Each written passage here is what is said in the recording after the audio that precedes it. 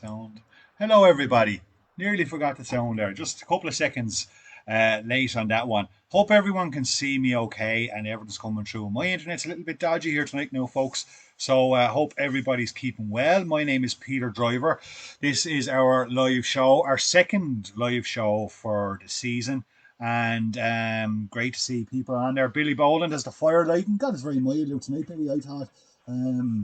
But good man, he's the beer's chilling, and more importantly, Robert Flaherty's on there. Robert won our fly boxes last weekend for the quiz. Well done, Robert. Hi, Declan Smith, Matty Cunningham, Lee Milan.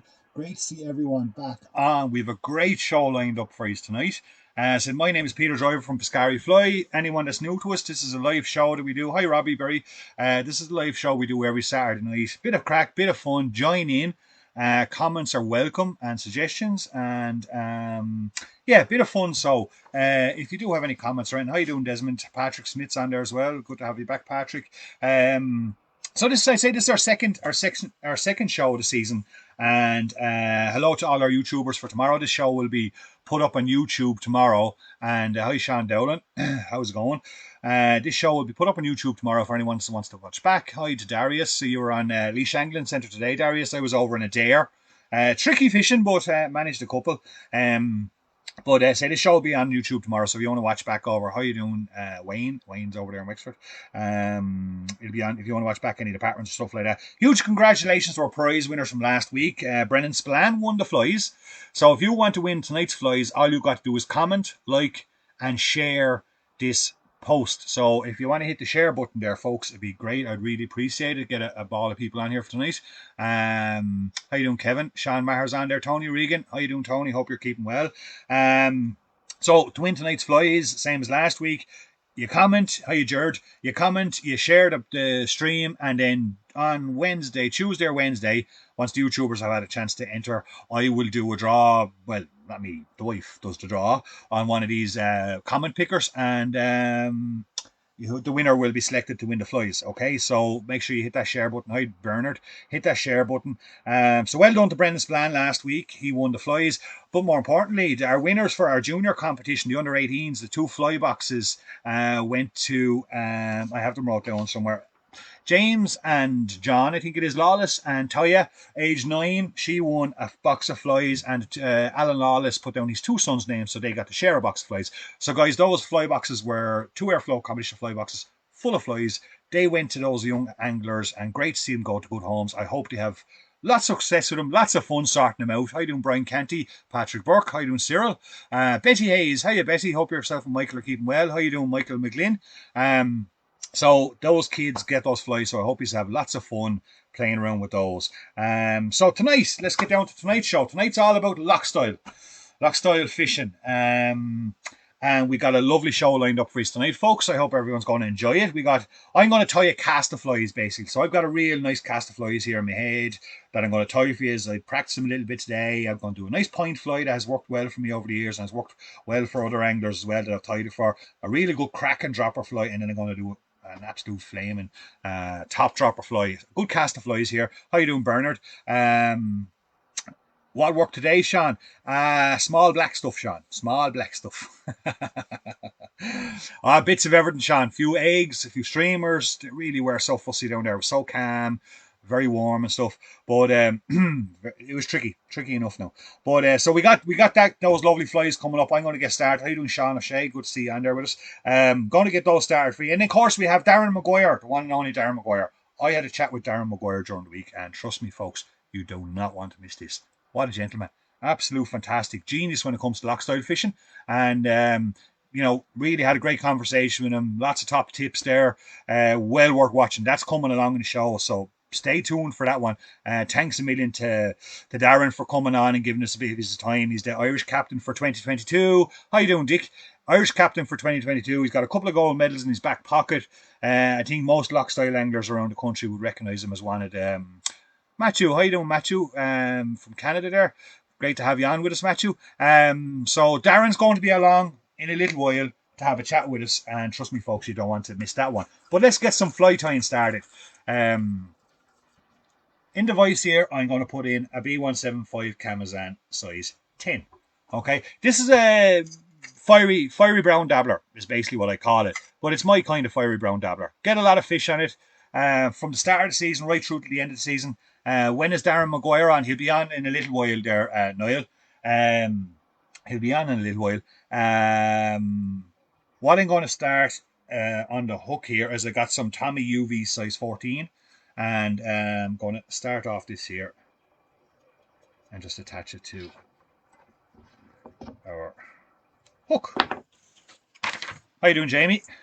Great to have you back on with us there, Jamie. So for the tail of this one, I'm actually going to use a little bit of dyed brown bronze mallard. Don't forget, anyone that's on there, if they want to win tonight's flies, all you got to do is share the stream, comment, or give it a like. And share as always. I always appreciate the shares. And as always, thank you everybody for all their support. From last week, our live show last week went down a treat. Our first one of the season. We're going to be here live right through till March. Right through to Paddy's weekend. We got loads of, tonight's not the only lock style night. We got other lock style nights. We'll have mayfly nights. We'll have fry nights.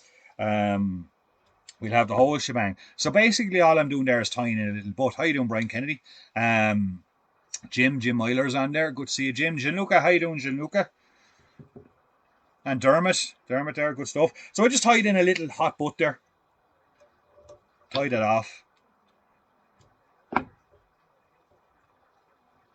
Fly is just a little bit out of focus, I think, is it maybe? Let's see if I can just refocus that in on for people. Yeah, it's not too bad. Everyone see it okay? So a little bit of a bronze mallard brown tail there. I've got my little hot spot now. I'm going to have to put a little bit of resin on that. Hi, fish stalkers on there.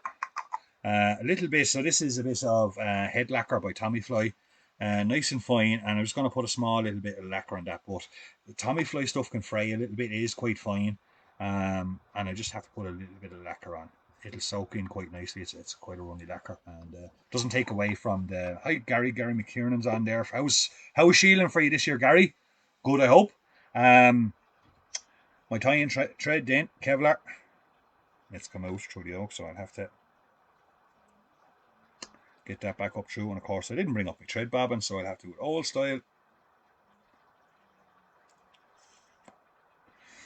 Tie on my bit of Kevlar. Hope everyone had a good week. We're experiencing some right mild weather, and I was just looking at the forecast before. Yes, Gianluca, we will be doing Nymph in November. Absolutely, Nymph in November.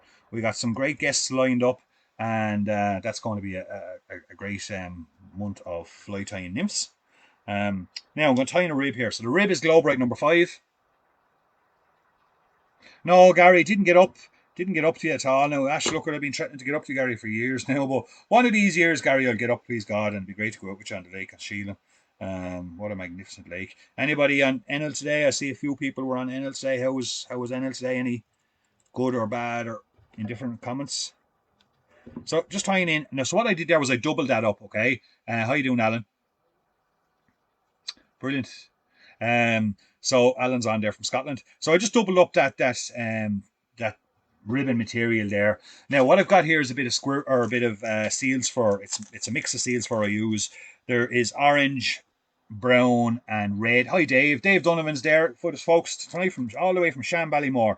And Dave has a little trivia for us tonight, and we got a lovely spot prize coming for that as well. So stay tuned, watch the comment section. First comment in answered wins. So what I've got here is a little fiery brown mix that I mix myself. So what I've got in there is I've got part brown, part orange, part red, and I've part claret in it too. Okay, both. I'd say the Everton. How you doing, Martin Kinney? The claret is about. So you've got probably 1/3, 3 equal parts of the brown, the red, and the orange, and then maybe not a complete sort of quarter of just a pinch of the claret, but just that claret gives it a lovely kind of little. I just like it personally myself, actually, quite honest. Yeah. Again, and I forgot the wax, so I'm going to have to just lash this on here without the wax. Normally I'd put a little bit of Dublin wax onto that thread, but I left it downstairs, and I'm not going to leave it and go downstairs. So I'm going to lash on a bit of that.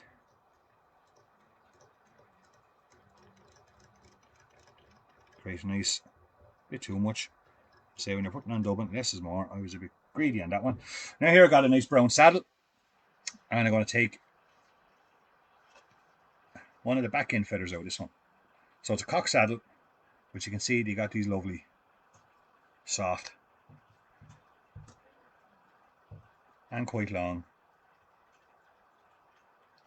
And basically all I'm doing is just stripping back a bit and tying that in there. Oh, popped out, that's okay, that happens.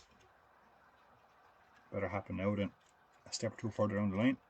Tie it in. And as you can see, quite a nice long, very soft hackle on this one. Now take your double, and all I'm doing here is I'm spinning that in my fingers to get it nice and tight. The double Globe-Rite number 5, and I'm going to rib the bobby down. Again, spin it. When you're spinning it though, make sure you spin it back 3 or 4 inches at least from the material you're going to be putting on the fly, because no matter how hard you try to keep those hands clean, the oils off those hands will take the intensity.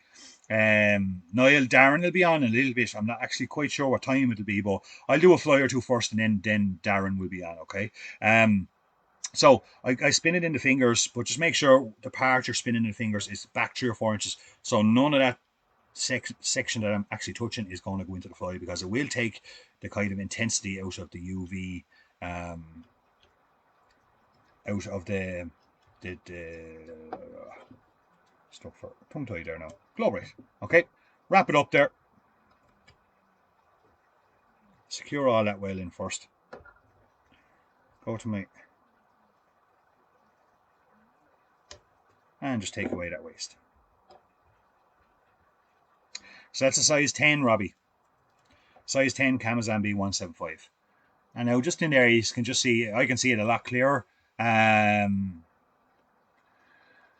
can see it a lot clearer. I'm actually just going to quickly go here and just go to the settings for a second, folks. And I'm just going to try and just zoom in on that fly a little bit better for you and configure that window. So just bear with me here 1 second, and just see if we can get a little better look at that fly, because it's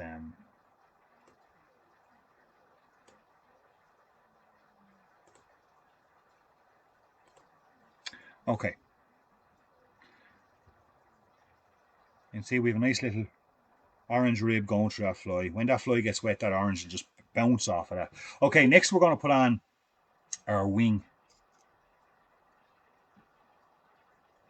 our cloak, our dabbler cloak. Okay, so I got a bronze mallard here, dyed brown again, same as the tail, and I'm going to take about an inch, just 3/4 of an inch off of that feather, and I want it coming back. I kind of like the cloak, so I normally do 2 wings on a dabbler. I do a cloak and then a top wing. I kind of want that cloak coming back past the actual bend of the hook. So what I'll do is I'll put 1/3 below the hook and 2/3 above. Okay, and I just hold it in there to one side. So 1/3 below, 2/3 above. Catch the whole thing. Catch it around like so. And then with my thread, loosely wrap it around the fly like so. That cloaks the whole fly in bronze mallard. Hi Mark. Mark is on there from Wales. How did the comp go today for you, Mark? Then a couple of turns to tighten it in, and then you got a nice cloak the whole way around, as you can see. Okay, I'm actually just going to rise up that camera there for you as well, folks. I was in, hey Dennis is on there. I was actually in a little bit of a rush this evening, and when I came up here, I had set up the video and everyone went down to put the kids to bed, came back up, I never thought of plugging in the laptop. So the laptop died, everything that I had configured and set up and all ready to go, just to press the go live button, all went blank. All went blank, and I was actually in a little bit of a panic. That's why I was a couple of minutes late. I was in a little bit of a panic to get everything done, so I'm just getting around now. Here I'm just getting that camera set up right for you. Like, good stuff, Graham. Glad you found it easy. There's loads of ways to cloak bronze mallard and stuff like that. One of the definitely things I think is most important is preparing your bronze mallard. So as you can see in this feather here, it's folded over, it's in a bag. You can see it's being creased. Very difficult to use that feather properly. If you hold that over a steamed kettle, that'll come back perfectly natural, and then you know, splay out lovely, and it's much easier to use a feather like that when you have it prepared properly. So I'd normally, before I sit down to tie a load of dabblers, I'd normally prepare them beforehand. Going to take about 3/4 inch of bronze mallard this time, and I'm going to fold over to make my top wing. I'm going to add that in up there.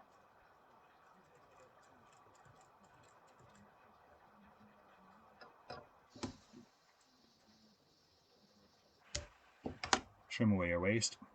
I'm just going to tidy up a bit there now. And just stack all that back away from the eye. Make sure I have plenty of room to complete the fly. A lovely bronze mallard on top of that bit of brown. It really does make it a very, very attractive fly. Thanks, Andrew. Yeah, really important. Prepping bronze mallard, half the battle using bronze mallard. People often come to me and say, I'm bloody cloaking on a dabbler is fucking nightmare. I keep dropping it, I keep doing this, I keep doing that. And I say, how are you prepping your bronze mallard? They say, what do you mean prep your bronze mallard? So take it to a kettle, over the kettle, hold it with the tweezers, and it's just phenomenal the difference it makes. So I'm going to put little jungle cock cheeks on here, small, not too big. Jungle cock is getting harder to come by every day. So I've just pre-stripped a couple of little eyes here for you. They're small now. And I'm just going to add them in there now to either side.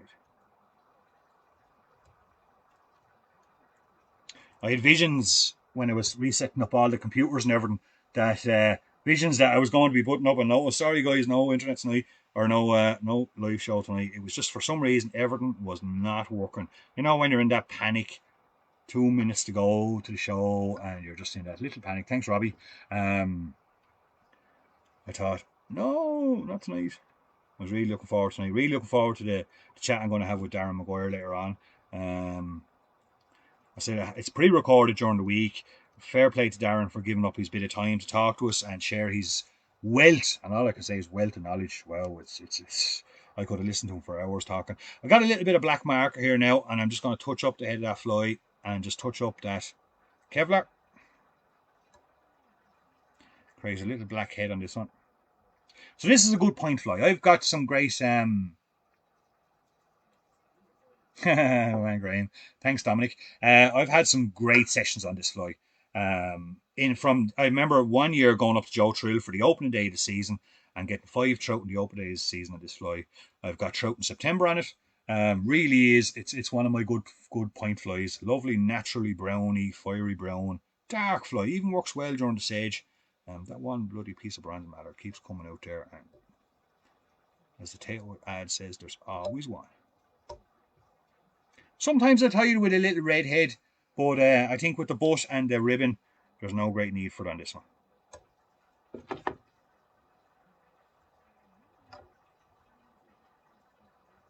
Really nice fly. Very attractive when it's wet. That lovely orange hot spot, the lovely orange rib comes through. That brown, the contrast between the brown and the bronze mallard. Picture's not picking it up quite as good as I hoped, but the contrast there between those two colours is fantastic and could be a really good fry pattern. Thanks, Kieran. Really good fry pattern. But I've been using that fly for a long time. I'll even tie some daddy legs in there sometimes as well, and it can be very effective. A little bit of lacquer or varnish, whatever is your preference, onto that head. And she's ready for the waves now. Lovely point fly. Really, really effective. And works in many, many different locks. Definitely one for the box next year. Thanks, Robert. Yeah, absolutely. Robert made a great point there, folks. A couple of strands of crystal flash in the wing can be very effective at times too. Very good point, actually. And I think it's on the next fly, is it? No, it's not the next fly. The last fly tonight, Robert, I'm going to be putting in some flash into wings, but I have found something much better for wings than crystal flash, and I'm going to show that tonight as well on the last fly. Now I would put a bit of flash into that one, but I said I wouldn't do it with them all. But then the last one, I can find crystal flash sometimes can be a bit restrictive. It can be a little bit too big and dense. So I have a different flash that I use in it, and I'm going to tie that. So watch the last fly tonight. We have 3 flies on the show tonight, folks. And we've Darren Maguire. But on the last one, I'm going to talk through about putting a bit of flash into the wing. Hi, Bernard. Any tips on jungle cock eyes, sizes, etc.? Sometimes I tie larger eyes. It depends on the fly. It depends on where I'm fishing, when I'm going to be fishing it, and sometimes I tie smaller ones. Pretty much at this stage, is any good jungle cock I have, that'll do. That's yeah. It depends. It really does depend. So that was our fiery brown dabbler. Going to do a lovely olive pattern here for you next. And this has been a really great olive. And again, a middle dropper fly. And I find it very hard. I know about all you guys loch style experts, and I'm certainly no expert in loch style fishing. I live too far away from the lakes to be an expert. But I find middle flies to be very difficult in a tree fly cast to really get something that's a real fish taker. I have two really. This is one. I probably tied one for his last year. The Gorgeous George. If not, we can do one on one of our other live shows coming later on in the year on wet fly. But this is a really good middle fly as well. Can be fished on the point, but I find it very good on the middle. Bit of Kevlar, Kamazan size 10B175 on there again. Now, just bear with me a second. Now I get some crap out of my way here and root out what I need for a little bit of golden pheasant here for the tail.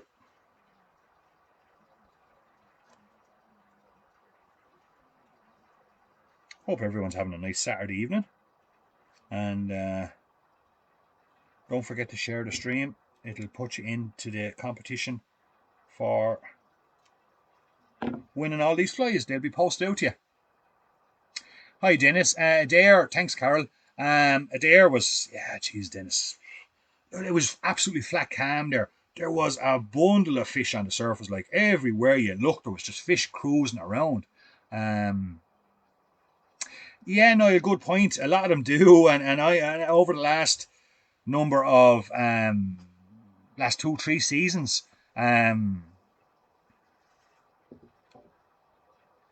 yeah, good point too, Kieran. Yeah, and you know what? Darren Maguire talks a little bit about fly patterns and over tying the flies a little bit. So in Darren's interview, you'll hear a bit more about that. But back to Adair Springs, loads of fish on the surface, Dennis. Just cruising about. Some of them even just asleep, just sitting there stagnant. Picked up a few and different things: eggs, streamers, little small streamers. Different things, but no consistency from whatsoever. It was grand. It was a beautiful day to be down. To be quite honest, it was gorgeous down there. And we got 2 rib options here for this. One is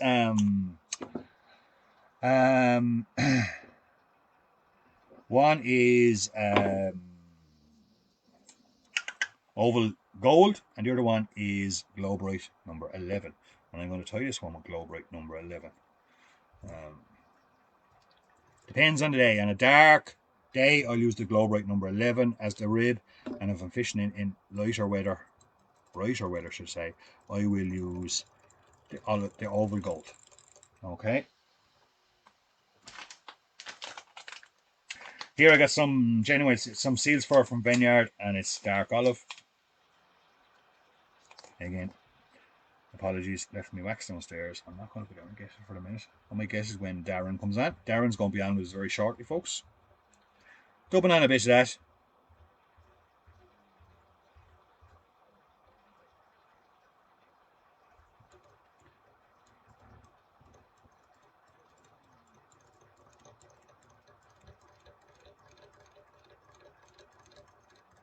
A little bit more. Donny Curtin's on there. Hey, Donny. Hope you're keeping well. Shane Bird. See you there as well. Yeah, next week should be interesting. We got the first leg of the AWOL week, or the AWOL Winter League starting next weekend down in Ned Mahers and Adair Springs. And of course, everyone seen Ned's big announcement last week. Very exciting. Ned is going to organise a fishing show, I suppose, a fishing fair, a fishing festival. Maybank holiday weekend, 3-day event. It's going to be, I was down talking to Ned about today, and I tell you folks, that's going to be pretty awesome weekend. Fantastic. Really looking forward to that one. Fair play to Ned. It'd be great to have the shows coming back, and a good show down there in a great location, 10 minutes from Waterford City. Great fun. Lots to do, plenty for the family, the whole lot. Again, just spun that Globe-Right between my fingers, and of course I'm going to wind up the body. Again, don't spin it near the material that you're going to use for the body, because if you do, it will take away that real big impact. Just wrap that up there through the body.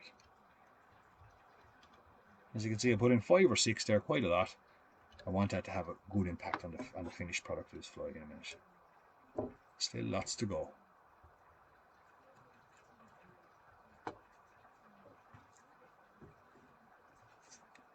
Little bit of a brush out there. Get that seals fur to really come out with that fly. Really come out with that body, should I say. And act almost like a palmer hackle. We're not going to palmer this one. I say I used the Globe Right on a dark day. If I was out fishing a dark day, great fly during the olives. If I was using it, I was out fishing on a dark, cloudy day, this would be the fly, this would be the ribbon. If it was a kind of more of a sunny day, and you can see there, once I really get that out, yeah, absolutely, Dick, fair play to Ned. He's got a great setup there, and he's going to do a great job in that show. Really looking forward to it. It's going to be a good crack. So we really brushed that out there, as you can see. See it better against the palm of the hand. And it's a lovely looking effect there when you really brush that out through that rib. Okay. I actually have the fly here tied in front of me because to make sure I get everything right for you guys. A little bit of bronze mallard. Go to my bag here. How do, Donald? Great to see you back on here. Thanks everyone as usual for all their support, their continued support. This is our second installment in our winter live fly tying sessions, and we have 20 odd weeks to go. So every Saturday night we're on here live. We'll have stocky nights, we'll have pike nights, we'll have mayfly nights, we'll have buzzer nights. Dalty, how you doing, Dalty? I hope everyone's well up there in Donegal. We'll have fly tying, we'll have mayfly nights, we'll have pike nights, stocky nights. So there's going to be something for everybody on here. We got some fantastic experts coming on to give us their knowledge. We got some wonderful fly tyers on with us this year for our guest tyers and stuff, and really have a great show lined up for this year. Of course, as always, we'll have our Christmas special, which is a great old crack, and we look forward to seeing everyone's videos to send in, wishing everybody happy Christmas. So again, same as last time, a little bit of bronze mallard, nice and clean, and 1/3 below, 2/3 above, and we're going to wrap that fly.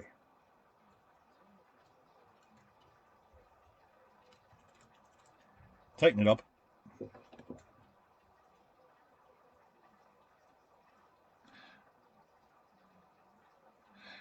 Kieran, good question. Is it okay to store? Tell you the truth, I put none of my fly tying products, my bench, it's all out of direct sunlight. I think direct sunlight will naturally affect the UV or the colours. They'll bleach it. They will bleach the colour. So I make sure all my fly tying gear is always outside. How you doing, Eddie Curry? Thanks a million. All my fly tying gear is out of the way of direct sunlight, and I think it's something that should be. So there we got our cloak on. Now we're going to put on a few legs. Someone was mentioning a lot of flies have a lot of legs. This one does have a few legs. So put on a few legs on that one. Dave will be along there at some stage, folks, with his trivia. And you can win tonight. Sort out all those dubbins. It'll keep you going for an evening sorting out all those dubbins. We got 4 dubbin organisers here to give away to our lucky winner tonight. Dave's got a question. First correct answer in will win that prize. So I'm going to put on a couple of nice long legs hanging out the back of that fly.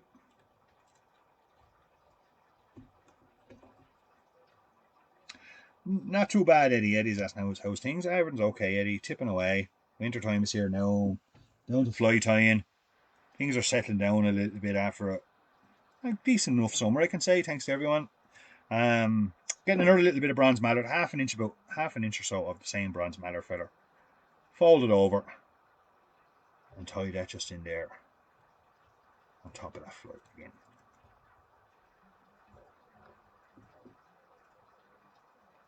Graham Lonigan there. Come on, Graham, this is your night, buddy. This is your night, Graham. Come on. Be ready for now, Graham. Be on the buzzer. So that's the bulk of the fly, but we do have a little additive to add in there, and that is Hen's holographic red. Okay. Hen's holographic red. So I don't know. I know we talked about this holographic last year, red holographic or different holographic materials. An awful lot of them do tend to, lose their color very quickly, or if you stretch them or wind them in as a bush or something like that, it tends to lose its the red. It goes silver almost so much. An awful lot Geez, Alan, thanks very much. Really appreciate it. I love it. I love it, folks. I love sharing and stuff like that. So thanks.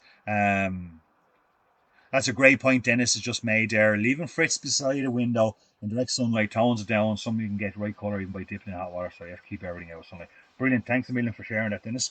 But I love doing these kind of things, Alan, and love sharing, love having the chat and the crack, as everyone knows. So, yeah, back to holographic. So, an awful lot of holographic and stuff can turn silvery kind of when you tie it in or after a couple of fishes or whatever. The only stuff I've ever discovered that doesn't changes colour is the red holographic hen's hair. Now, it's quite fine, but it stays to it's really good stuff. Quite fine, but it stays. We do have it in the shop. We didn't have it last year when we were talking about it. I remember someone asked where can I get it, and I said I didn't stock it, but we do stock all hens products now, so we do have it in the shop. And if you're into your holographic red butts and little bits of cheeks like I'm putting in here now on the side of that fly, well then definitely it is the best holographic stuff you can use. Fine those, unfortunately, it doesn't come any wider. So I'm putting into not necessarily cheeks, but kind of strips down either side of that fly. As you can see, I'll get that one back into position now. It's just a turn of thread moved off that there. There we go. So you see we got a lovely red cheek, red strip coming out the side of that fly. We got our lovely yellow rib coming out from that seals fur. Absolutely fantastic. Beautiful fly, fabulous looking fly when it's wet. You'd nearly jump out of the boat yourself to eat it. Okay, let's finish this one off. Again, we're going to our black marker. And we're going to just colour in our tying thread. I like using Kevlar, folks, because, and this is our own Piscari fly Kevlar you see on our website, because I have very rough hands. I've had them always like that. I've always had problems with my skin and stuff. But normal tying threads I find it very hard to tie with. So with the kind of Kevlar I use, one, I get less break-offs, and when you're tying as much as I tie, that's always a good thing. And secondly, when I'm not getting as much fraying or breaking. So plus it's super strong, super fine, and I find it great stuff. But definitely with my hands, I need really, really strong. There we go, folks. Having a name for it, having a clue, you can call it an olive, you can call it whatever you want. Thanks, John. But that thing has caught me some amount of fish over the years, and plenty of other lads fish over the years. Lovely bit of red, that yellow coming through. Say, you only use the yellow rib on a real dark, dull, old wet day. I would rather use and if it was a sunny, bright day, I would rather use the oval gold small. Okay. Thanks, Dennis. Really appreciate it. And don't forget, anyone's comments, shares, and likes will be in the draw to win some of these flies. And that's a really good pattern, folks. Whatever the fire brown is top class, but that's for a middle fly, that's as good as it gets. Thanks, Niall. Really attractive. Covers a lot of bases there for trout and has that lovely little red strip. Has that lovely little red strip there down the sides just to give it that little bit of flash, but not too much, of course, as Kieran Sherlock pointed out. Very good point, Kieran. Okay, going a little bit of treatment on that one. Thanks, Alan. Yeah, Kieran Peters Magic, I love you. Yeah. Ash, look at there's that many people tying flies now, folks. That fly could have been tied by 10 anglers. There's that many people tying flies now and coming up with their own little tweaks and patterns. It could be tied or someone sitting there looking, that's my fly. But anyway, I tied it years ago. I just look at it, it's take on a dark olive, really kind of a thing. But yeah, I find it really good, really attractive. So I hope you all catch plenty of fish of that one in the coming season. Right, folks. I know there's a lot of people been looking forward to this. I've been looking forward to sharing it. Our tackle talk tonight. We don't have a guest fly tyer on tonight. I do have some, but I decided to leave it because this interview goes on a little bit. Not too long, but it's worth watching. Darren Maguire, Irish captain for 2022, two-time gold medalist, lock style, and thank Mark. Really enjoyed it. Thanks, Kevin. Thanks, Michael. Yeah, and that's Michael just makes a really good point there. Not overdressed, folks. Neither of those two flies, while there's still a lot of components to them, I don't like overdressing. My kind of wet fly is, really good pulling flies too much. And if you look at both of those flies, well, there's still little subtle bits of flashing them. There's the fiery brown, not overdressed. A little bit of an orange butt hiding in there underneath a little bit of a rib. Same with that little dark olive. There's a little bit of colour there, but it's not overdressed. And it's very important. And Darren Maguire actually really hits on that in his interview, folks, when I talked to him during the week about dressing flies, overdressing flies and stuff like that. So definitely, folks, watch Darren. Thanks a million, Darren, by the way, if you're watching, for all your thanks a million watching for your time during the week. It was an absolute pleasure chatting to you. Wealth of knowledge. Definitely one of the top lock style anglers in the country, and best of luck in your captaincy for 2022. Yeah, brilliant. So look, enjoy this, folks, and I will see you back in a few minutes. I'm going to be tying the top dropper for this cast of flies, and enjoy. So I'll see you all in a few minutes.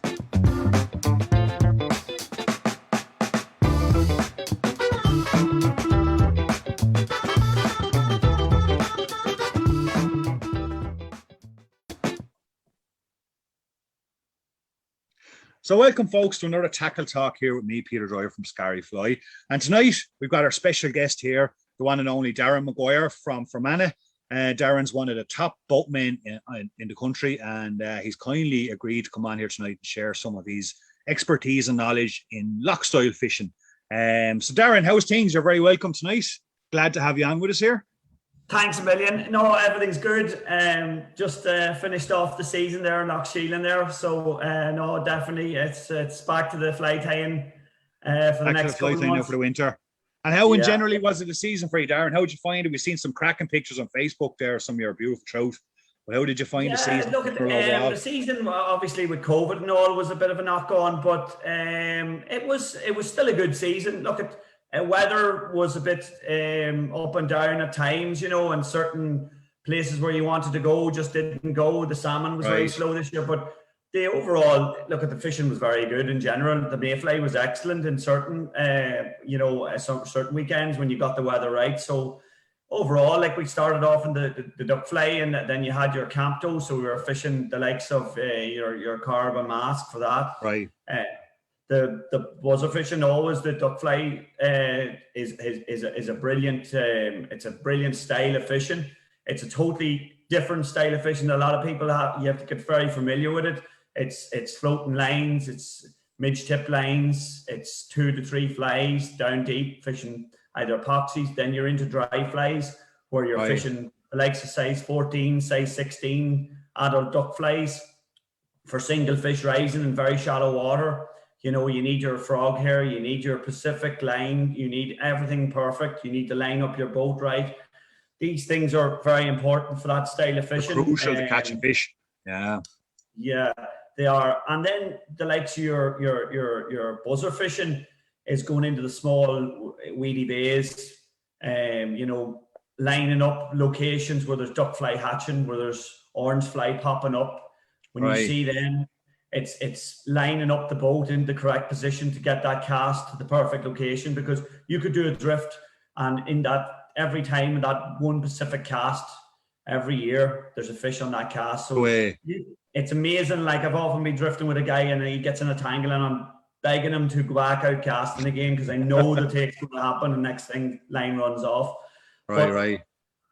It's very important to get your gear right for that too. Like sometimes the take is so aggressive, so you have to soften your rod a bit. And when you say soften your rod, what do you mean by soften your rod a bit, Darren? So it's very important to fish a rod and fish your rod in a certain location that when you get that take, you don't break. So you can imagine a fish taking buzzer. He's moving around very fast in shallow water at times, sometimes even in deep water, but they move very fast. So if you have a straight line to a fish at times, he'll just snap you before you even get a chance to lift.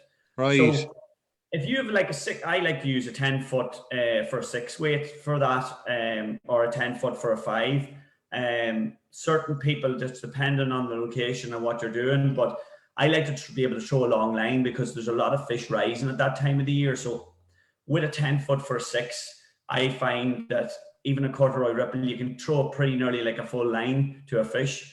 Now, a lot of times, because you're fishing shallow water, you need to be able to throw long lines at times in them. Now, unless you're fishing deep bays where you can fish a shorter line, but that's down to 10, 15, 20 foot deep. But your presentation is very important, and the position on your boat. So when you're starting off a drift, you're starting in the shallow and your first cast is just at the drop off. That's very important. Right.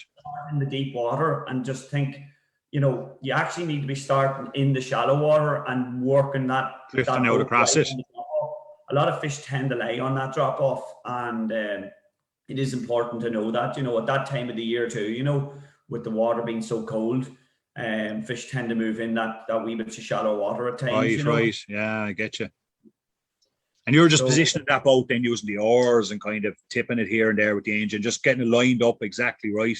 And is there anything that kind of would, obviously experience of knowing where fish are typically sitting in that area, whatever, but would you look for a slick then or some kind of a gimme that says or maybe a bit of weed or changing color or in water? The key things at that time of year, really, there's going to be gulls feeding on duck fly. So yeah, I've seen that myself before, yeah. There's certain times you will line up, you'll see your gulls, you'll see slicks. Sometimes, the fish move on the rise, they'll move up the slick.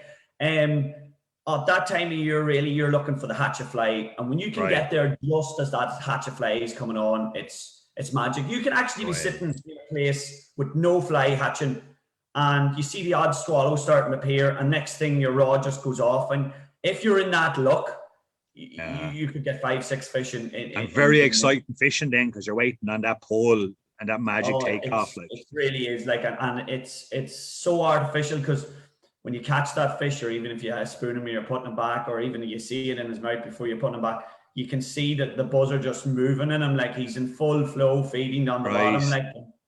And then the weird thing is, there's certain times they'll be feeding in different levels, so that's very important to understand what a fish is doing and the reactions. So you can go into a bay and you can see fish moving, and you're thinking, I've often hit boys saying, they're on dries, and I'd know straight away, no, they're actually, the bottom tail's up, and you can see they're just taking pupa, maybe a foot underneath, half a foot, a couple inches underneath. But if you throw that dry at them, they will not look. But if you throw a subsurface nymph, maybe with clothesline net or something, they just run off with it, because it's exactly what they're feeding on. So that is a big thing, is understanding, what the fish is actually feeding on. And get that level correct. Get the level of your fly correct. Get it into that zone for them. Yeah. Yeah. And then moving on from the duck fly, Darren, what's normally next on your agenda for the season? So the next thing I would fish, obviously, is Campto, which is a similar style, only in bigger areas and that. Sorry, what was it called again? The Campto buzzer, say, on Loch Carb or Loch Mask, which catches normally the start of May, So you can go down and have a mixed day where you go do a bit of buzzer fishing and do a bit of wet fly fishing at the same time. The wet fly fishing is very good at that time of year too, on the shrimp patterns and that. Now, I suppose the buzzer style is similar to what we spoke about before, only slightly deeper water, and it's very enclosed. It's only in certain parts of the lakes. The likes of the fishing Loch Mask there on shrimp feeders, it's all shoreline fishing. That's a very interesting style of fishing, where you'll need either a die tree straight, sweep, or a fast glass. Key things would be is the way you produce your fly. So you'll have maybe 3 fly cast, mostly fishing dabblers. Possibly some kind of a reddish dabbler, golden dabbler, stuff like that there. And you fish them slow, or else even fast, depending on the conditions on the day. But you're fishing in shallow water, probably no deeper than 10 foot, between 4 to 10 foot. And it's absolutely fantastic fishing between that there. And you're stripping back hard. You're looking for those fish to chase, Darren, are you? When you're using dabbler patterns, or I am at times, but it just depends on the weather. So if you have a big wind, you need to move obviously a lot harder. But you will notice in certain reactions of fish at times, and different times. Like you can be fishing a lightish wave in March, May, April time, and then fish wanted it slightly slower, and maybe on the hang, bobbing the fly under the surface, different things like that. But it's all about where you are in locations. Like if you're fishing down shallow water in Loch Mask there, where there's big rocks coming through, you're fishing nice and long, slow pulls. A long, slow pull is probably one of the best. And then when you're coming to that bob, it's just holding there for 3 to 5 seconds. And here's the thing, right? So here's the thing, I was mad to ask you this question tonight now as regards holding the bob. Is there, when I hold a bob, and I've heard some other people do it as well, they hold the top dropper on the bob first and then drag the second dropper up and then bobs the point fly. Or some people kind of just pull it, bob all three, or what? Is there a system to that, or am I just overreading into that? Or when you're No, putting flies in the bob, there's a massive system. Like I was fishing Daphne feeders. It's very important for Daphne feeders, bob and flies is so right? important, especially with shrimp too. But I tend to like shrimp feeding is bobbing where I bob the top dropper.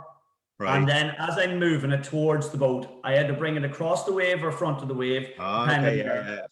And I will then stop dead and I will hold that fly just literally on the top of the water, lying, just sitting dead on the top. And then what I do is I drop the rod and I actually put the fly on the water. And sometimes you will find 10 times in a day, there's a fish actually watching that fly. And as soon as that fly just drops in to the water again, it's literally just on the edge of the water. It just drops in again and just sits underneath on the hang. You just swat it. But the key thing in that system is to let him take, because you have to give him that 2 seconds. Right. Yeah. Don't be quick on the gun. Pull it over. Yeah. Yeah. Like even if you watch your floating or your fast glass line, which is a very good line for it, you will actually see the line moving off. If you watch the line, you'll see the take, and just if you can sit there holding that line, you'll see that wee bit of movement, and you just strike in that wee bit of movement. But it's so important to get that strike right, get familiar with that. Like somebody that's only learned fishing, that is very important. The bob, there's days the bob is absolutely lethal, and it's very important to know that. How often would you vary when you go out, start any typical day now on drifting boat, Darren? How much do you vary your retrieve? Or have you got a fair idea going out today, the target fish or the target area or the flies you've chosen for the day, that you have a fair idea what pull? But is there many times you'd be varying the retrieve, trying to figure out how fast you want it, how slow you want it? Yeah, I would regularly do that. I would tend to start off maybe fast if there's big wind, then I would slow down. And what I do is if a fish reacts to a pull or a different retrieve, I change to see if he doesn't lock on or he doesn't take okay, I get you. Yeah. I will change then the retrieve to suit. So you can often find that a fish will he'll be coming at you and he'll just rise and follow you right to the boat, and then that's it. And he'll do that all day long unless you change. So if you mix things up, change a fly, maybe drop the fly size down, do the same retrieve again. If that's not working, slow down a wee bit, speed up a wee bit, change the line. Maybe you're just them fish are coming, but they're not just fully wanting to come. You maybe on a 12-foot tip, and them fish just don't want to come fully, so they're swirling at you. Then you drop down to a fast glass and you slow down a wee bit. Next thing, all of a sudden they're taking you full on.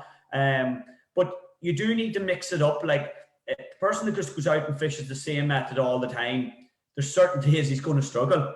Absolutely. Absolutely. But definitely it's important. But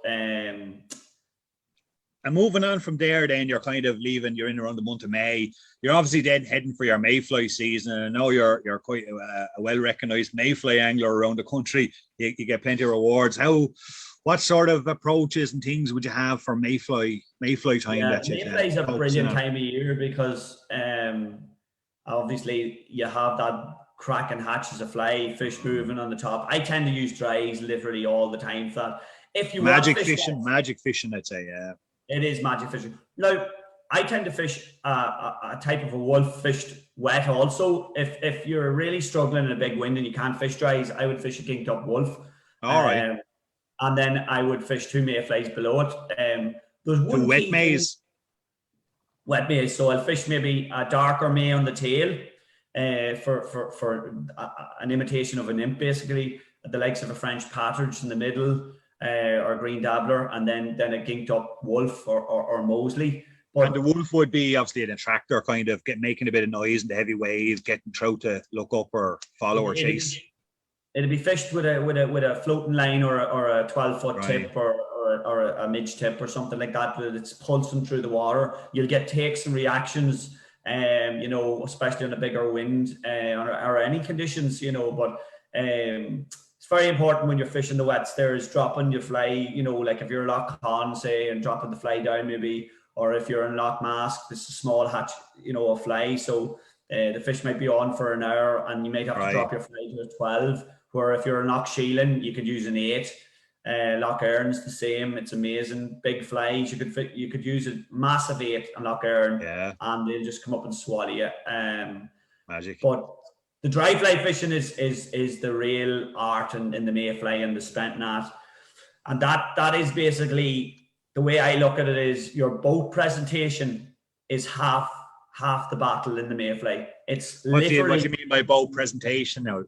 so that is having your boat with basically as little gear as possible, so that when you have to do that really one killer cast, that fish is rising and you have the one chance to cover him, that you have no line catching, you're not in any issues that. Right, yeah. Okay, so boat organization is crucial there. So I'm very organized when it comes to river gear, but sometimes my boat gets messy because I'm normally firing stuff around. Yeah, that's happened to me a few times. All right, yeah. So like if you set up your normally I fish a 2 fly cast in line, I'll have the likes of 6 pound Maxima. Normally I love ultra green. Yeah. Or fluorocarbon. And it's strange because there's certain times you will just switch to fluorocarbon and fish might be a wee bit, and it just depends on certain locations and on the lake you're on. Like if you fish Loch Earn, the fish they tend to feed very every basically 2 or 3 inches. It's amazing. They'll just keep going up a slick. Where on the likes of Sheelan, they're taking a fly, moving another 20 yards before they take another fly. So that is very important too, and your presentation of that. But the key thing I like to do is one single fly on the spent normally, or 2 with a corduroy ripper or that. And then on your dries normally I would fish the 2 flies. I would fish a Mosley on the tail and a Wolf on the dropper, or a Hatch and Mayfly CDC. And what I would find is I always tend to have my tail fly big so that it's visible. Okay. And it's normally your banker fly, your tail fly, because a lot of fish you'll actually be covering downwind to a fish. He's going to take your tail fly probably 90-80% of the time. Okay. Now, obviously, ginking up your fly is very important. I tend to gink them up in the box 2 days before I'm going to use them. Yeah. I actually use muslin a lot of times. Okay, right. But muslin's very good because you can put it on and it stays on for a long time. When you catch a fish, it's still on. And then everybody has their own certain things. Oh, yeah, absolutely. The key thing then with actually when you're fishing, say the likes of ultra green there, is degreasing your gut. And what would you use for that? So I just use a standard. I make my own wee kind of stuff. It's you can buy the standard mud too, but it literally I would say I do that 60, 70 times in a mayfly day. If I see a fish rising, to be honest, I'll nearly mud it before I cover them, because that's how important I see it. Especially in competition, I would see it as a huge advantage. Between the difference between catching and not catching. Oh yeah, 100%. Yeah. I have seen me in the competitions where I know this one fish is 4.5, 5 pound. Yeah, he's going to do it for you. And my father on the top of the boat, and I just know, and he's basically roaring at me, make sure you don't miss. And the key thing was just bringing the fly to grease it, line him up, full line out to him, and then next thing he takes you, and you get the perfect reaction. Because you'll find fish, I've often been talking to people and they're telling me, and I've seen it myself, where people say, oh, I rose 10 today on the mayfly, and not one of them took me. And you're sitting there going, well, did you grease your line? No, why would you need to do that for? Yeah, sure. Yeah. It's the first thing that. And are you tapering? Are you doing any tapering on your cast there, Darren, from the fly line? Are you just going straight? You can if fish are getting really fussy, but I being honest, I don't necessarily do that. I like to use an airflow presentation line. I think it's a very good line for Irish lakes. I have a 10 foot for 6 rod. I think it's perfect. You could even go bigger on Sheelan, because some of them fish on Sheelan are even bigger. But massive carp, mask, any of the other lakes, Midlands, you be 6 weight. Now a lot of people's going to 5 weights. 5 weight is it's a beautiful. I've heard a lot of people, and we get a lot of requests for 5 weights, 10 and 11 for 5 weights for lock style. Yeah. And the whole thing of it is why I tend to use a 6 is that when if you see a fish rising out the back of the boat where you have to cast against the wind, stuff like that, you'll often find in certain locations, like Loch Arrow there, fish always feed out to the engine or to the front of the boat. Right. It's amazing. You see them 50 yards in front of you, and next thing you'll see them out to the side of the boat. So you have to be able to throw that big long line across the edge of the wind going against you and getting that presentation right. Yeah. And when you need a wee bit of weight in the line to do that, in my opinion. Of course, absolutely. Sometimes a 5-weight can struggle in that, but so yeah, that would be your mayfly tackle. You know, and then what kind of, you're getting into the second half, the back end of the season now, what are you looking forward to after the mayfly? Well, after the mayfly, there's obviously on a normal year, there's a lot of competitions come on. So I would be like fishing Loch Melvin, then you have your World Cups. You're into more your Daphne style fishing.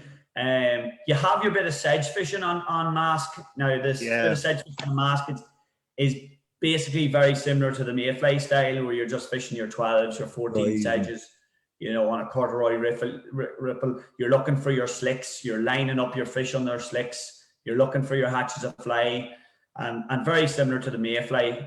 Now, then when you go into your Daphne style fishing, which is on Mask, Corb, Loch Melvin, a wee bit heading out to deeps. That's out in the deeps. Now, that's a totally different ball game. You know, it's a lot of big dabblers. It's flashy flies. It's moving fast at times. It's moving slow. It's understanding the depths of where the fish are, finding the shoals. Setting up your boat for that is probably basic enough, because you just line up on a drift and you just drift. But what I would suggest is, I normally do drifts of maybe 50 meters. If I'm not meeting a fish, I move off to the left, I move to the right. I'm searching for the fish. I'm watching. A big thing is cormorants, actually. You'll see cormorants feeding on Daphne feeder fish regular. You'll see them. Also, you'll see is, if you're fishing wind, you'll see the odd slick coming down, the creamy slicks. Them creamy slicks, the Daphne are just sitting in them, and the fish are the trout just patrol them. And during Daphne time, Darren, do you find the trout are shoaling up into pods, and you can meet 2 or 3 very quickly and then go over them, and you got to come back around? And yeah, it's amazing, because you can go for an hour and not arise a fish and catch 4 trout in 10 minutes. That's the way Daphne feeders are. And it's amazing. And the key thing is, when you're on the fish, is catch them, because literally, like, I've seen it where even up to Mask there lately, and Melvin there at the end of the season, when fish are starting to show up for the rivers, also it's the same kind of thing as out in the deep. When you lock on, you could have 2 men and 2 fish together. Next thing, all of a sudden you go off them, but you could go back on them fish, and them fish should slightly move off, and they move to the left and move to the right. So it is important that sometimes you do a drifting, you do really well in it. You go back and you're just like, oh God, that was no good at all. But actually, all you need to do is move to the left and move to the right 10 yards. So definitely, it's you do have to kind of work out your own wee methods and that. And the key thing is I tend to use a lot of a bushy fly on the top dropper. Now, whether that's a Gorgeous George, an octopus, you know. Yeah. How important is, Darren, understanding the positioning of your fly on your cast as regards what goes on the top, what goes on the middle, and what goes on the top dropper? Is that a personal preference thing, a confidence thing, or is there an actual theory there kind of saying that it should be something big and bushy on the top for a tractor pattern and so forth, or what's your kind of thoughts on that? My opinion of it is different times of the year it is very, very important. Now, sometimes that's the secret in winning competitions, and when it comes to things, but there's a huge advantage whether you're putting on a muddler on the top dropper at a certain time of the year, whether you're putting on a finely dressed fly. There's times I go out and I'm fishing very small flies, and the guy beside me sitting there kind of half laughing, but then all of a sudden he realizes that I'm knocking into fish, and he's then asking me for one. But that's the way it goes. It's weird that there is, and certain lakes is amazing the way the fish react to different flies. Like I flies on Melvin work, and then when you bring them to Loch Mask, and you don't get the same reaction. It's amazing. Like, and then they're like, it's like the daddy long legs. I love fishing daddy long legs Right. Yeah.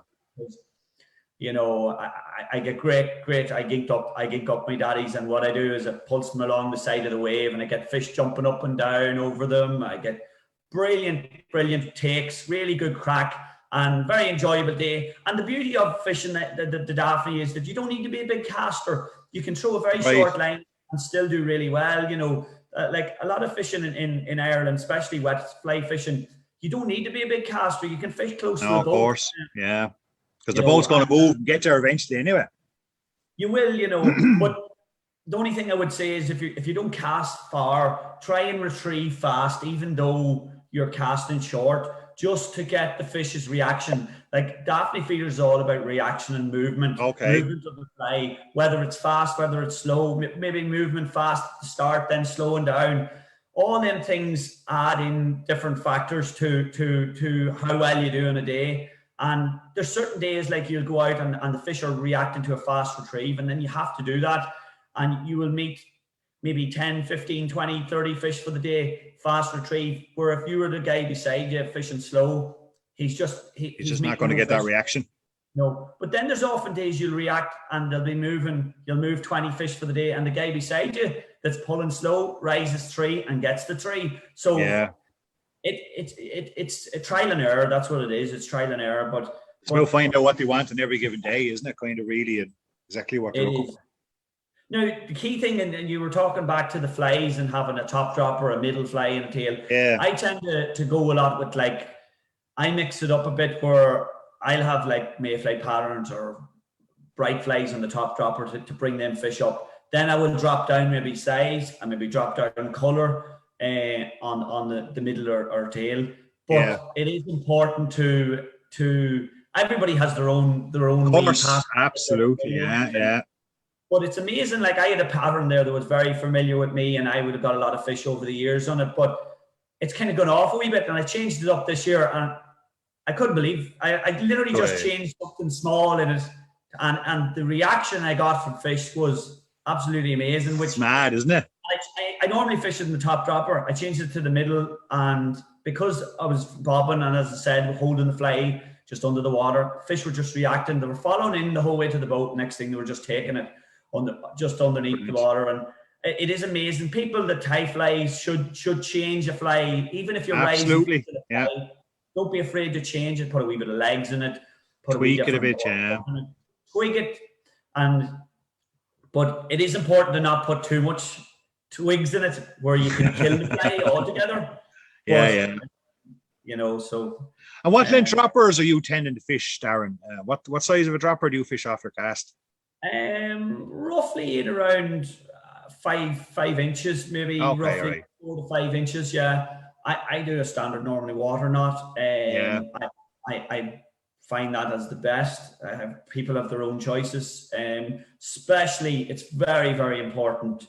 Daphne feeders, because you're moving hard and the fish are taking very aggressive, that you have a good cast and possibly change your cast a couple of times in the day. Because and what distance are you putting between your flies on average? Kind of what distance do you like to keep between your flies? On average, it depends if I'm fishing 3 or 4 flies, but I'll normally fish about 4 foot. To be honest with you, 3.5 to 4 foot. So you like roughly around with a 12-foot leader, kind of 12, 15, kind of. Yeah. Now, if you're fishing the likes of buzzers, you might need to go more. You want to get down deep when you're on a floating line or so on and so forth. But it all depends. But your standard wet flies, 3.5 to 4 foot cast. I like to have my top dropper a wee bit longer so that because a lot of people tend to change the top dropper. And halfway through the day, you realize you're too short. Your dropper's gone too short, yeah. And a lot of people actually tend to change too many flies in the day. It's very important to actually go out and fish. Sometimes it's not all about flies. It's about location, about fishing your flies well, and I have often seen where a lot of people's changing flies, and I'm sitting there going with the same fly, and eventually they put on the same fly that they had on an hour ago. I'm one of those people, Darren. I'm one of those people. Yeah. It's amazing. Like, it is amazing that I've been sitting with the same fly on all along, and I've been steady, maybe getting 2 or 3 fish, and that guy eventually goes back to the same fly that and that's the way it is. But look, I'm not saying that don't change flies, but I'm saying to change flies at the right time. Yeah. But That's key. All right. Oh wow, that's fantastic. That's a bundle of information there and top tips. So what's the plan for the winter months now, Darren? Get them boxes refilled. Fill up the buzzer box again now. So that's my first objective. And maybe do a wee bit of rainbow fishing, maybe. Right. And I'm into the Springer Spaniels and a bit of shooting too. So hopefully I'll do a wee bit of that at Christmas. But that's the plan overall, So of course, it won't be that long of a season. It's not that really long of an off season. Sure, the season hasn't even ended. Well, it's actually ended this weekend. Will you be out again now before the complete close, or? No, I was on Sheelan last weekend, so Sheelan was good. Very good fishing on Sheelan, and it was great competition. Well, very well organised and all. It's a great one that for the rivers. But no, I'll probably finish up now. I might do a wee bit of a rainbow fishing, just on the off a few local lakes here. Right. But that's really it. And then I'll just get into the fly tying again and get ready and looking forward to spring again. Well, we look forward to seeing plenty of good pictures in the springtime now of all those fabulous loch trout you do catch, Darren. And thanks a million. Just before we go, just to finish up, we normally do this for everyone. I suppose if you could think me, you've given an awful lot of tips away tonight in Fair Play, but what would be kind of, a top tip for someone that's looking to get into or has started over the last season too, getting into drift and boat fishing on the Western Lakes or Northern Lakes or wherever it may be in the Midlands? What's kind of something that you would say, this is a must, this is something you got to do every time you go out? Well, the first must is obviously a life jacket, which is the first thing I will say. 100%, yeah, absolutely, yeah. The second one is a 6-weight rod, 10 foot. Right. Maxima line. Have your team of wet flies, your muddlers, your daddies, your gorgeous Georges, your dabblers, all them there. Then the key thing would be obviously have a good boat, whether you're hiring a boat, whatever it is, have good oars that you're rowing. Very important when you're rowing that you have good oars, that you're comfortable, you're happy, and they're in a position in the boat that you're comfortable also. Also key, as I said earlier, to have your gear well positioned in the boat. Right. Now, that is so important. And a lot of people will just throw in gear and throw in lunch and so on and so forth. Yeah. The first thing I will do before either as a competition, extremely important competition, but all them factors are very important in having a good enjoyable day. Yeah, but no, it's just important to fish your flies well, whether it's pulling fast, if you're a slow man and that's all you're into. Possibly, bobbing your fly, spend a lot of time in learning yourself how to catch them fish on the bob. If you're a person that can't cast far, where if you're a person that can cast far, is maybe change your style around and fish a bit shorter. Right, of course, yeah. You don't necessarily have to throw a full line, as I said before, to get some brilliant fishing on these lakes and these wild lakes. So brilliant, yeah. There are a few tips, I suppose, that good stuff. Well, look at Darren, I'm not going to take up any more. Your new wife there will be coming looking for us there now shortly. But and congratulations on that, by the way. So there we have it, folks. Some massive and great insight into loch style fishing from the one and only Darren Maguire. Huge thanks to Darren for giving us his time tonight. And I'm going to catch us upstairs now in a few minutes to tie a few more loch style flies. Thanks, Darren. Take care. Yeah. Bye.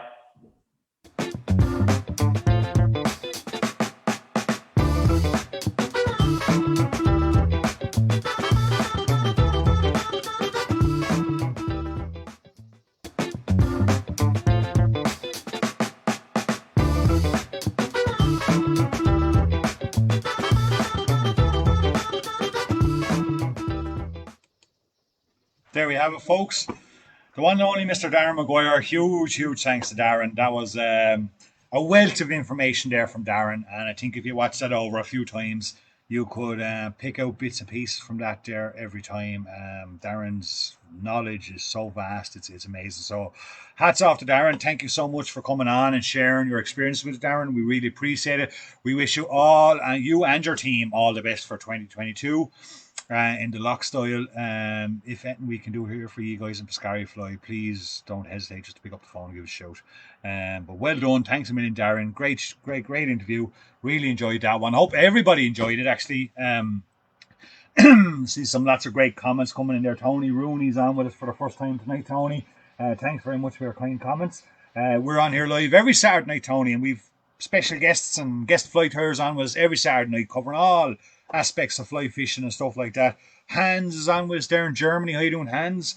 A regular visitor to Blackwater, good friend of ours from Germany. He's on there. Mike Keaty's on with us. Mike, I'd say you could hold your own on the lakes as well, Mike. Great to see you on there as well. Hope you and the family are keeping well over there in Galway, and you had a good enough season. So thanks everyone for all your kind comments. We'll pass them on to Darren, and if Darren's on there, once again, thanks. So now we're going to finish off our show with the top dropper. We've tied our point fly, we've tied our middle fly, and then this is the one I'd use on the top dropper. Okay, so I'm going to have a size 8. By the way, Kevin Buckley asked a question there just before we went on the show, or before we went over to Darren's interview, and he was asked, do I tie everything on size 10s? It depends on the lake, Kevin. It depends on the time of year. I tie lock style flies on size 14s, 12s, 8s, 10s. Some people even want them on 6s for shielding. So it all depends on the venue, okay?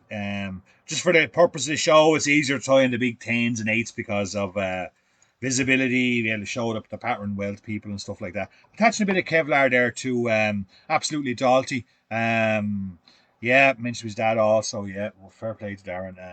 Yeah, you know, Darren was telling me his story off camera. We had a good conversation off camera. He was telling me a story about his dad. And his dad was a full-time guide up in Fermanagh on the different lakes and stuff like that. And, you know, as a young man, the experience he picked up from his dad and being a guide out there, you know, it was fantastic to hear. What a story. Thanks, Jim. Thanks, Tom. So, great story, great guy. And so we wish him all the best in his endeavours next year. Here I got a bit of claret deer hair. This is a stimmy. This is a claret stimmy. Now, Robert Flaherty was talking earlier on about putting a bit of flash in the wings and stuff like that. And we're going to talk a little bit about that now. As Robert's saying, a bit of crystal flash, something can be very effective. And it is very effective and quite nice in just teasing out all the, brushing out all this deer hair, get all the loose components out, and getting the right kind of size for my tail. So a little bit of flash in this fly. Okay, but as Darren mentioned, a lot of things in Darren's conversation there was a lot of really good points in Darren's conversation. Just stacking that little bit of deer hair for the tail. Now, I used to tie an awful lot of crystal flash and a lot of dabbler's and stuff like that. But sometimes I can find that it was a little bit too heavy. You know, crystal flash can be quite heavy, especially in a small tail. I'm not really off form tonight. You know, it's that take me. That tail is still not right. So there we go. Little pinch of deer hair. Wrap it in, wrap it in, wrap it in, wrap it in. Get it well secured, and then come back down to the piece you're going to keep. So I secured everything up along the hook, and then come back down on the body. Don't worry if it frays a little bit as it splays up and about. We'll get all that sorted now very shortly. Secured and well. So we're talking about flashing in flies. Over the last 2 years, Dave Donovan still has his question to ask folks to win those deer or those Dublin organisers and a sticker heading out to somebody tomorrow Monday morning. So watch out for the question. Good man, Dave. A trivia question coming up there. And don't forget, if you want to be in line to win some of these, thanks, Hillary. Good man, Billy. Good stuff. If you want to win these flies, all you got to do is like, comment, or share the stream, and you'll win these flies. So what I'm using for flash now, actually, is microglint. This stuff is, I tell you now, Robert, this stuff is far superior for putting in wings and stuff like that and tails. It's finer. And what I do is I tend to pinch it over, double it up, treble it up, whatever I prefer to do, depending on how much I want to add in there. So this, for the particular tail, I've trebled it up, okay? Cut off the end, so we've got 3 loose ends. It comes in a ton of colours. We have a ton of colours in the shop. By the way, folks, if anyone's looking for any, materials or anything like that, do check out our website, www.piscarifly.com. If anyone's looking for any flies or anything like that, we do tie custom flies, and make sure and give us a shout. Be ready for next season. So as I brush that out between the finger and thumb, as you can see, it starts to fray and come into its lovely soft single strands. And trust me, the camera's not, to my eyes, the camera's not picking that up as quite as good as I can see it. But it's absolutely beautiful, lovely and soft. Doesn't really affect any kind of movement in the fly, and adds a lovely subtle little bit. So I'm just working that in there into that tail. And that's a little bit of over length. Just tidy it up a bit. Tidy up your waist. And it really is a lovely material to work with. It comes in 20 odd different colours. Really good for tying in wet flies, dabblers. I've been using a lot now over the last 2 seasons and getting a lot of good reports there of how effective it is. Again, as Darren said, not over, and someone else mentioned earlier on, not over dressing the fly, not adding too much. A little bit of gold, oval gold in there. Now for the body of this one, I'm using Vineyard's dark claret seals for, but it's one of these mixed up bags. You can't really see it there, but I tell you, it's more magenta.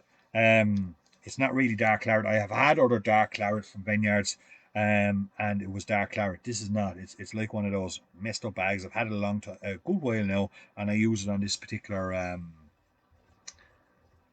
good stuff. Kieran's been using it on his. I think last season at some stage we tied a fly or two with it. But definitely this season I was tying a lot of lock style flies for people, with a little bit of microglint in the wings and tails and stuff. And God, yeah, people were coming back and everyone kept saying, "Oh, what have you got in the wing of that fly? What have you got in the wing of that fly?" Really, really good. Dave Donovan's on there. His question: the World Masters was held in the last few days. In centimeters, what was the longest fish caught in the competition? Great question, Dave. Great question. The World Championship, World Masters. Great to see some of those Phipps Moose competitions coming back. It was held in the Czech Republic. We've been regular visitors of the Czech Republic over the years, Dave, yourself, and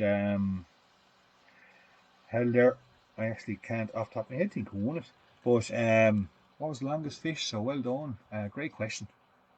So a little bit of a claret saddle hackle going in there, and I'm going to bring that down the body of the fly. This is on a size 8, folks. Top dropper fly. So I have 2 size 10s on the point fly and the dropper fly, and then on the top dropper I have a size 8. Okay, this is a real windy day cast I'm tying up here now at the moment. Lots of guesses coming in there. Take away my waist. That little crack off doesn't always work for you. And as you can see, I left it well short of the eye. Left plenty of, and you can see that little bit of sparkle there in the tail. It really does set the whole thing off really quite well. Now we're going to put in our wing. Our wing is back to the claret deer here. Where have we got it? Over here, back into our stacker.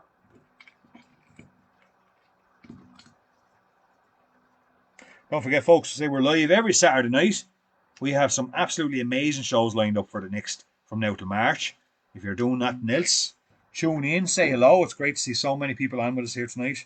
And we do appreciate all your support here on piscarifly.com.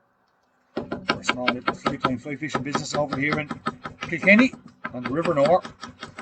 And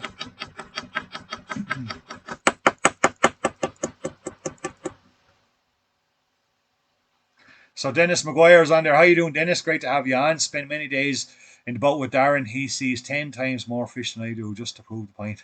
He gets to do good stuff. I've heard. I've never had the pleasure of fishing with Darren. I hope to correct that maybe in the future sometime. I'd love a day in the boat with him. After talking to him, it was just fantastic. Even what we talked about off camera. That interview could have went on for 2 hours, to be quite honest with you. But I'd love to spend a day in the boat with him. An absolute gentleman. So I've got a nice little wing here. Going to let it come a little bit past the bend of the hook. While I'm holding the wing, never let go of the wing. I don't. And I'm going to trim back all that waste. Last couple of bits I'll just hand pluck away. Tidy it up. Stimmies are always a great top dropper pattern. And again, Another couple of wraps in there to tidy it up. Anything else then it'll fry up and I can trim it away. Now we'll go back to our microglint again. This time we'll double treble it up. Any winners in that old competition there, Dave? So you're Declan Conlon on with us there. How you doing, Declan? Great to have you on with us tonight. Hope you're enjoying the show. This time I'm going to quadruple it, so I've got 4 strands.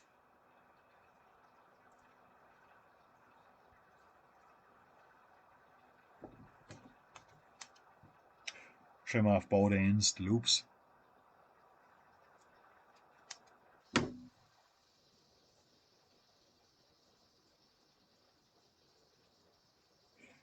Once again, hello to all our YouTubers. So I'm just rubbing that between me finger and thumb, just to tease out all those little individual fibres of the microglint. Thanks a million, Keith Fleming. Great to have you on with us here. Keith's also a first timer to our show. Really appreciate your coming on to watch us, Keith. Taking the time out. We're on here live every Saturday night from now till Patrick's weekend. The wife might convince me to go out maybe an odd Saturday night along the way, lads, but we won't. It won't be too often. She's downstairs listening to me now, but there might be an odd Saturday night along the way that I won't make the show, but I'll think of some kind of a video or something to do for you. So there's our little bit of, we just massage that into that wing, and you can see that lovely subtle little fleck of that, rather than that heavy crystal flash. That little bit of microglint can be really, really effective, and it doesn't overdress that fly, and it still has a lot of movement with it. Next we're going to add in a little bit of grizzle somewhere. I got it here, it fell on the floor. Little grizzle hackle.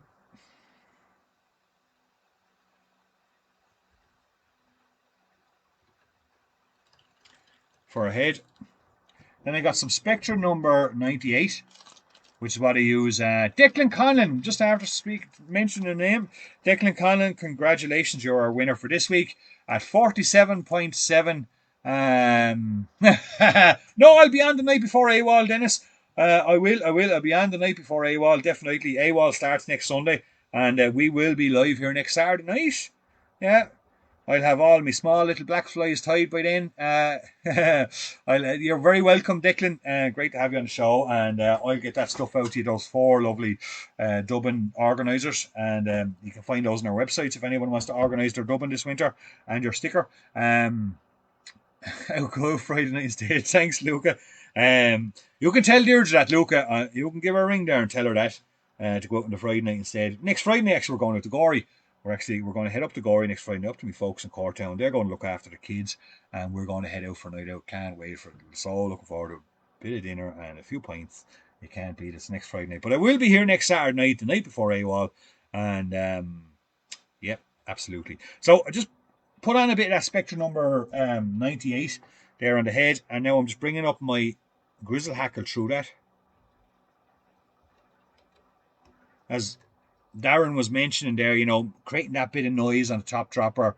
Deirdre's on there. How you doing, Pete? Oh, well, yeah, he blames me. Yeah, absolutely. Yeah. Sure, got to blame someone. So, the top dropper making a little bit of noise can be very effective. Brush back that little bit of grizzle with your fingers there, just to keep some of them will get caught up, some won't.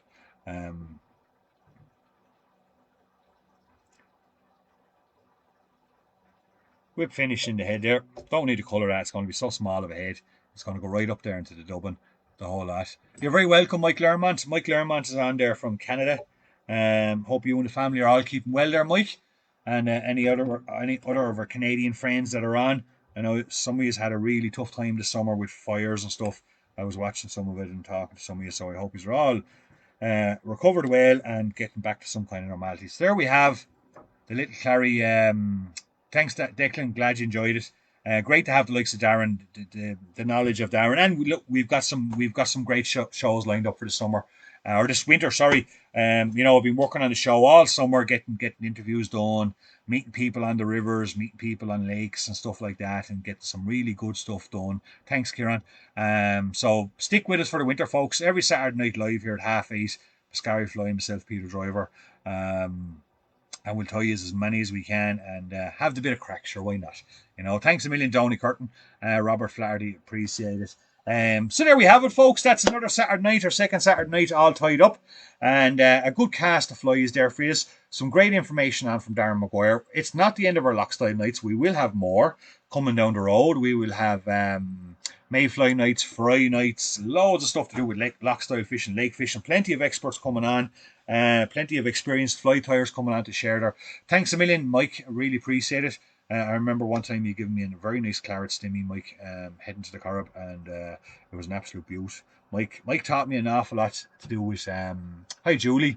It will be on Julie, it will be on YouTube tomorrow. If you go into our YouTube show, thanks a million, Michael. If you go into our YouTube channel tomorrow, we'll get it up at some stage, probably tomorrow evening. Pescari Fly YouTube channel. All our shows go up there afterwards for people to watch them back. But I had a great time in the boat with Mike a good few years ago when we were getting ready for Sweden. And Mike taught me an awful lot about Lochstyle fishing back then. So thanks a million, Mike. Great to have you on watching the show. Maybe some night we might even convince Mike Keeley to come on here and give us a little bit of a demonstration or a chat. It'd be great to have you on, Mike, yourself, or Tom Sullivan. So there we go, folks. That's another night of another wrap. I hope you all enjoyed it. I really did. Love to see so many comments. So many is on sharing your information and the feedback. As we say, the support is always so much welcome here. And if you need any fly tying gear or fly fishing gear, please look us up here, www.pescarifly.com, or give us a shout. Or indeed, if you're in the Thomastown area in Kilkenny, just drop by and say hello. We'd love to have a chat with you. And there we go, folks. Good night, everybody. Have a lovely week, and I will see you all next Saturday night. Enjoy the rest of your night, and thanks for watching. Talk to you all soon.